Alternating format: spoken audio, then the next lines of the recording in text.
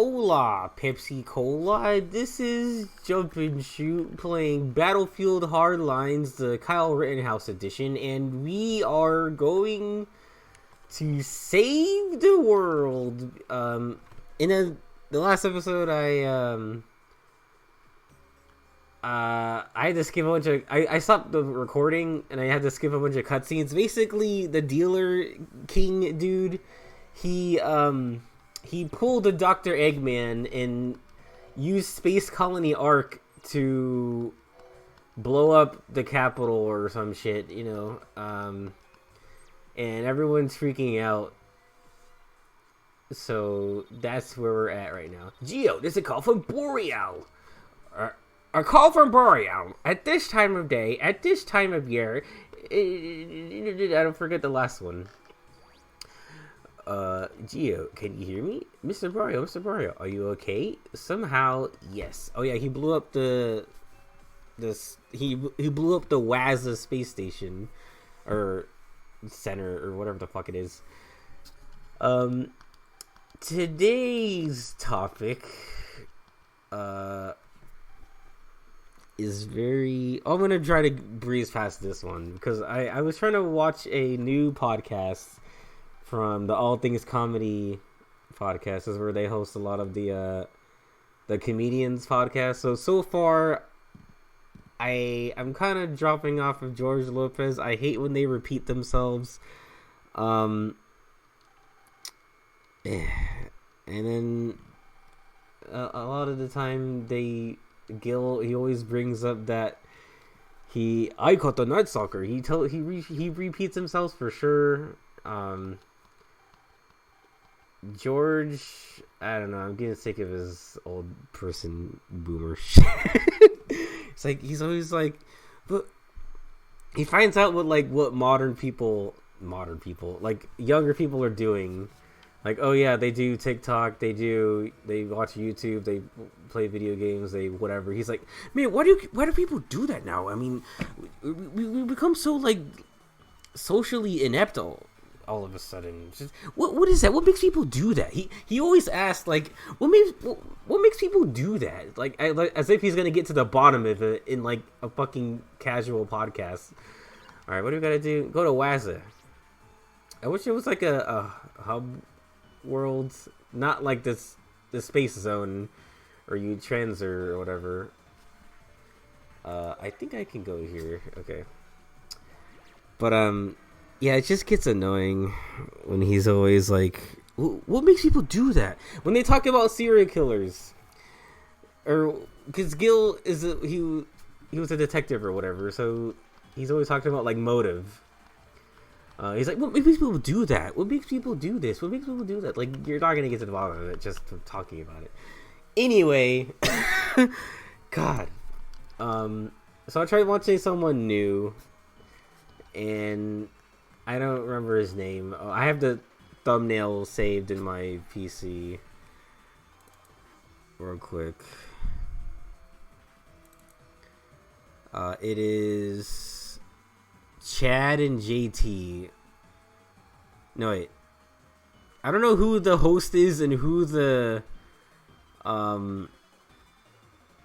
guests are, but they had Will Sasso and Chad Kultgen as guests, and for at least half, I guess the video's title was AI versus humans, and they talking about like how they're reacting to AI and stuff, and I was like 20 minutes in and I couldn't listen to it anymore. The guests were like Will Sasso, I know from like growing up watching Mad TV and other stuff. I don't know, I think we have to go inside each hole. This is not gonna be fun. God, what does he do?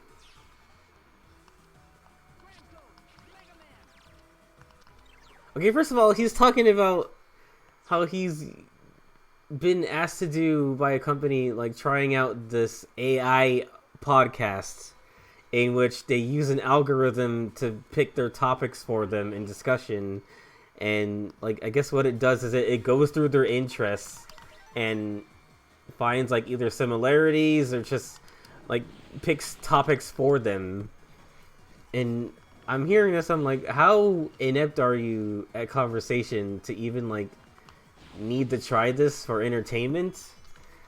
And it's just like so extra. I don't understand it.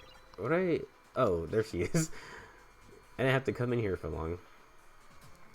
And they go on and talk about how like cool AI stuff is, like when it comes to entertainment, and how you can use an AI to write a script. There's voice AI, so you can take like an actor and you get like a database of all their voice, and you can get it to like be a Microsoft Sam version of their voice and just have like the tone and inflections and everything. And they were talking it up like it's a cool thing that they can use this to just write like a full thing without ever needing to hire writers or actors or work with time, or mostly with paying like people to do things. And I just didn't like how they were talking about it, because what the guy was saying was like, he was saying, man, copyright's like dead at this point, you know? Companies don't want to pay. Well, he was talking mostly about from the company's perspective, which, like, if you're not a company, why do you have this perspective? But anyway, he's like, companies are going to figure out that, like, well, if they invest in AI, they can just, like, create a whole season of a show without having to pay a writer, and it'll just make up all this shit for free, and they won't have to deal with copyright or anything. But I still think that, well, actually just recently, I don't remember what it was, but they ruled that because of a long time ago some photographer was getting sued or something, he won the case because he was a human who took the picture, and it's not like it was infringing on the animal's rights or some shit like that. I don't know. Oh, they absorb electricity. But there was an AI artist or some guy who made a AI project thing, and he lost because the legislation only protects only protects like human art, things that were made by humans. And like, okay, that's a step forward for things made by people. And it's like, who do I have on here? Oh, I have to fucking, oh, for fuck's sake. They don't like make it clear that you have to talk to a character. And anyway, so yeah, but that was a step forward for mankind versus the AI menace. I just wish that AI was used for like not trying to like simplify the act of creating things, because people have jobs in entertainment, and I think we should try to be replacing like mundane jobs, but like making art and entertainment and just media is not mundane. Like there's people whose jobs it is to do this, to like write material and act and draw and illustrate, you know? God damn. Okay, what does she have to say? Okay, go to Aloha ha ha ha zone.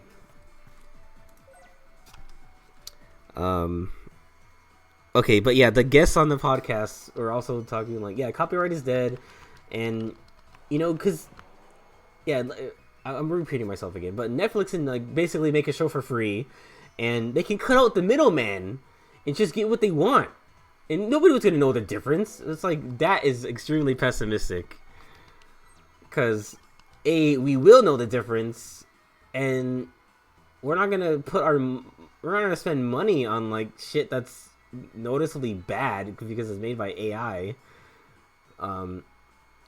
Like I don't know if you've ever seen like AI dialogue from like AI dungeon that people make let's play videos on, but you can start to tell when it starts using lines that were clearly from someone else's session, and that it just learned from that, and it just started like using that in another session. It's gonna start if you try to like an AI show. I don't know why I'm fighting this guy. I thought he was gonna advance the next cutscene, but anyway, we're gonna start to tell that it's just repeating itself. Like I think AI is going to eventually run out of things to copy, and especially in a world where like nobody makes things anymore. Like it's just gonna recycle shit because nothing new is being made, and like most AI stuff needs things to it takes from things that already exist. So we're gonna recognize like plot lines and scenarios and like words. It's so stupid. Maybe not like instantly, but I mean we're already seeing like AI art like start to repeat like body shapes and hands, and it's never gonna be perfect. I don't care how good the technology gets. Like we're gonna be able to tell the difference between things. This is too far away. Let's see here. I'm gonna protect myself, and then I'm gonna wreck myself. So yeah, I thought it really pissed me off when the guy said cut out the middleman. Like, oh, I'm sorry, the fucking people who make the damn things? Like, Christ, that was so, like, out of touch. It's just shielding for AI stuff that I had to turn it off. I didn't want to listen to any more of that crap. And it's like, I'm sorry, is creating stuff too strenuous on your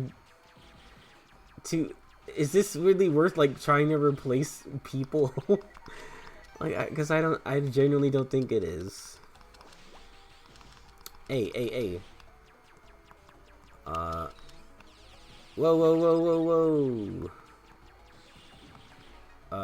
Let's see here.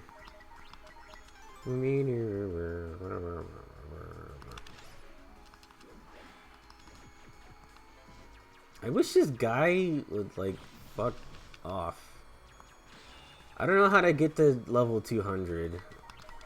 The cannon and the hammer usually do the trick. Yep, there we go. Oh, okay. Well, he's dead. Battles still aren't really long enough. I guess if you land all your hits, you'll get to 200% to use your cosmic attack or whatever the heck. I got another rogue. But yeah, I still think battles aren't long enough for that shit. Anyway, that's that. I'm done talking about that.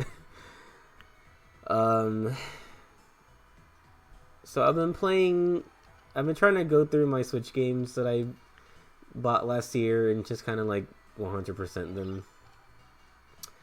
So I think I was at Loho Castle. Let's probably save. Oh my god. I keep thinking that this is Pokemon and the R button is save. So I got Hyrule Warriors Age of Calamitus. Age of Calamity again, and is at it again. He's posing the water hole. And it's weird playing a game that's a spin-off game that's supposed to be a prequel to Breath of the Wild. Because, first of all, it ends on like kind of a happy note. Even though we all know what the fuck happens to them by the time the Breath of the Wild comes around. Like, all the Guardians die. And what else? Hyrule Castle is destroyed.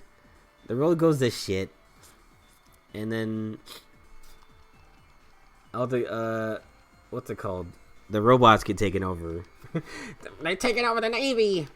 Ganon is taking over the Navy. I was just going to explain that to you. Whatever. Yeah, so there's some things that weird me out. So they introduce the descendants of the Guardians, or maybe not like the descendants, but the people who step in to become the new champions. There's Riva, the bird guy, Yunbo, the Goron, the fish man that everybody says is hot and ships it with Link. I forgot his name. Sidon, and the little girl who is Urbosa's descendant or whatever. This takes place 100 years before that game, but they find a way to retcon them in by having them randomly time travel into the past. It's like, what? How much is this is actually canon is what I want to know, because there's also a guy named like Arzon or something. I don't remember his name, but he's a new villain character, and he doesn't get used a ton. So I'm curious if he's gonna actually come back in Breath of the Wild 2, or if anything from this game is gonna come back in Breath of the Wild 2. And what else is weird? You get to. I'm just gonna talk about my favorite characters so far. My favorite character is Zelda, who uses the motorcycle. I was playing this entire game in one sitting as much as I could. I was playing it on a trolley. I was playing it at home. I was playing it like nonstop because I didn't look up anything. This is like, I bought it like in the middle of last year, or I guess this is the first video I'm making in 2023. But I was playing it so long in this one sitting that I was waiting for the bike. It was like, the bike better be in this fucking game. And I forgot that there was DLC for it, so I just bought the expansion. It put out new maps to play in, new characters and stuff. And one of those new weapons was the fucking motorcycle. And I was like, hell yes, I'm never using a different weapon. And it operates exactly how I wish the motorcycle would work in Breath of the Wild. And yeah, I've been using that character as much as I can. You get Robbie and Purah as her adult form. Because what happens is in Breath of the Wild, some spell backfires and she gets turned into a child again. What the fuck ever. And then Robbie's old. So whatever. You can play as the battle-tested Guardian, which is like I don't know if he's like a secret boss, but he's like a very hidden enemy in the OG game. Or he's past the room with he's in the meme room with all the lasers about to shoot you. And then you go up to fight him, and it's called the battle-tested Guardian. He's like special or something. I don't know. He has a bunch of moss on him. I'm saying him. I'm appropriating the he/him pronouns onto him. I know that's not okay. You can cancel me for that. But Meteor G is completely under your control. Is what I meant to say. You can play as one of the monks that are inside the shrines at the end, or they give you the orb. I forgot his name. All their names blend together for me. But you can play as that guy. He does things, and it's stupid.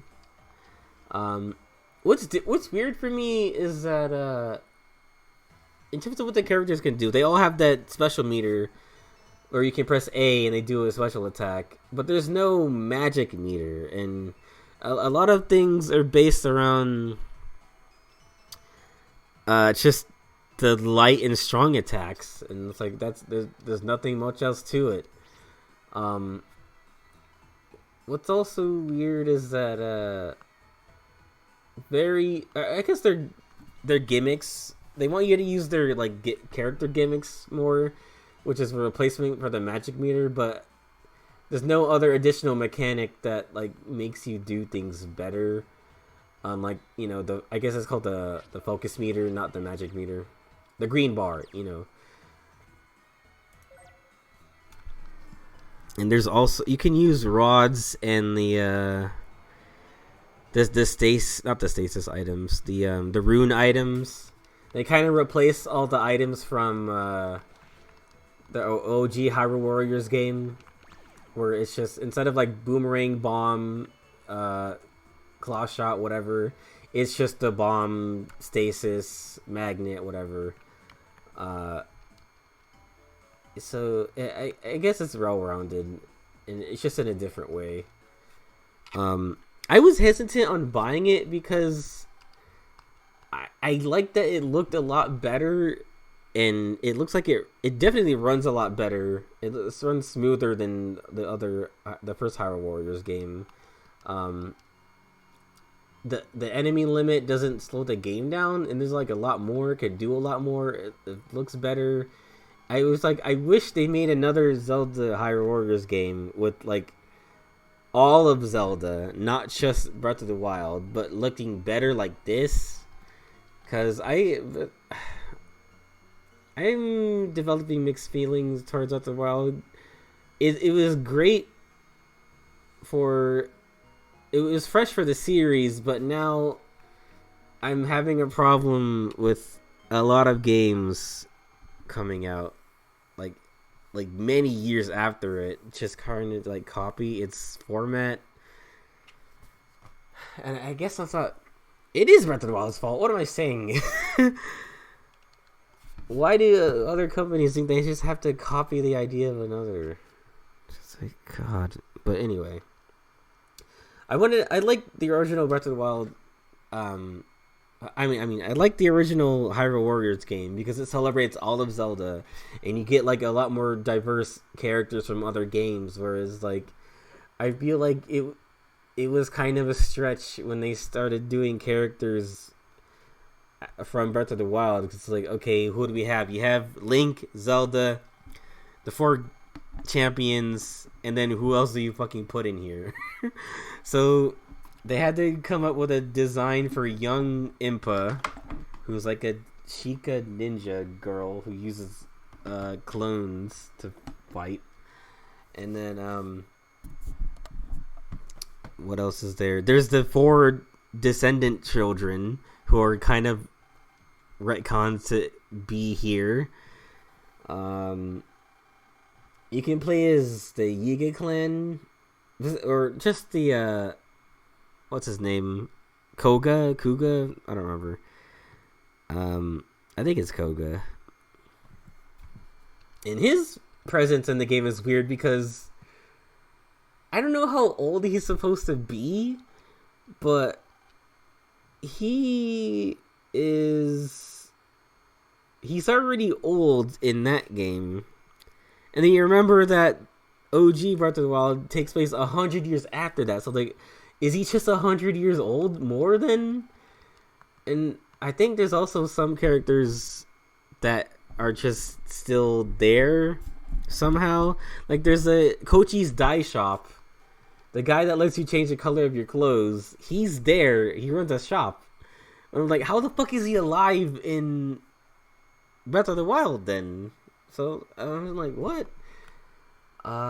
Who else? You can play as the Great Fairy. It's not like any one of them in particular. What the fuck are you doing in my house? I have to take care of this guy. Jafar! Jafar! Not so fast, Jafar. Okay.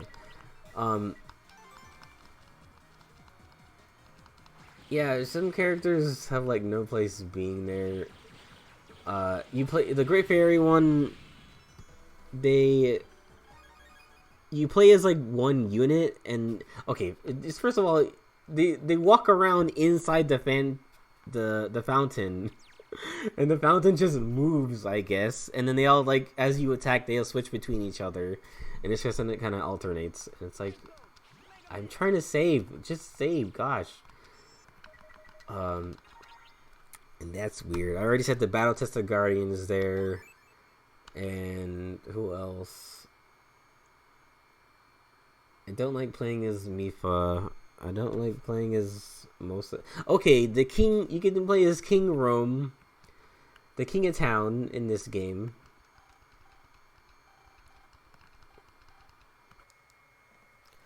Oh, you can play as Hestu, the Lost Woods guy. I don't care about him. And you can play as this little robot that was made for this game. And in fact, he's the catalyst for the world being taken over by Calamity Ganon. So in the future, in Breath of the Wild times, when the world has already been taken over, this little robot named Tarako, he's like not activated. And then some portal opens up and he gets thrown inside. But then a little bit of malice gets in contact with it. And it's... Okay, so in the future, the Tarako robot exists. But he's not activated. And he somehow gets sent back in time. And then... But malice... Like the substance, the evil substance that is made up of Ganon in that universe, a little bit gets through and possesses that robot, and then you play as the past version of it in Age of Calamity. So there's two tiny little robots. The one that becomes Calamity Ganon is the one that's possessed from the future. So that thing like changes and evolves and becomes evil and grows into Calamity Ganon. What's cool is that you can see new phases of Ganon in this game. So I guess before he became Calamity Ganon, there was like Harbinger Ganon, and then there was mutated Ganon, and then it became Calamity Ganon, who's like this I don't know how to describe him. He's like this big glowing red thing with big hair, and he's just a monster made of fire. He's not pig-like. He's just kind of like an upright monster dude, and that's weird. It's time to go to bed. We had a long day. The moon blew up, the capital blew up, and then they talked about AI art for some reason, and how we're gonna use it to save the world, but we're not. You don't get to fight like actual Calamity Ganon, or I don't know. I think it's just Ganon, and then I guess in the future he gains more limbs and shit and becomes Calamity Ganon. You can see his face on there actually. But it's weird because he looks nothing like the perfect Ganon at the end of this and at the end of Age of Calamity, which is weird. And I've done every mission. I don't know what else is there to do. I thought you were supposed to be able to unlock I thought you were supposed to be able to play as Calamity Ganon, because I did look up actually a long time ago. Gerard the Completionist reviewed it, and I watched that, and he's like, this is what you get for doing everything in the game. You get to play as Calamity Ganon. I was like, oh fuck. So I don't know what you do to get that yet, so that's where I'm at with video games right now. I need to play through this game I got called West of Dead. I think I talked about it in the previous video. So maybe after this I will start, maybe do like a one-off video of that just to like get a feel for it, and then play it on my own time. Was that a dream or a scattered far off memory, or like a far off memory that's like a scattered dream, or whatever? It's Kingdom Hearts bullshit. You know what I mean. Oh, I have to click the message. Geo, turn on the TV. What channel? It doesn't matter. They just blew up the Pentagon. They blew up the Pentagon, Geo.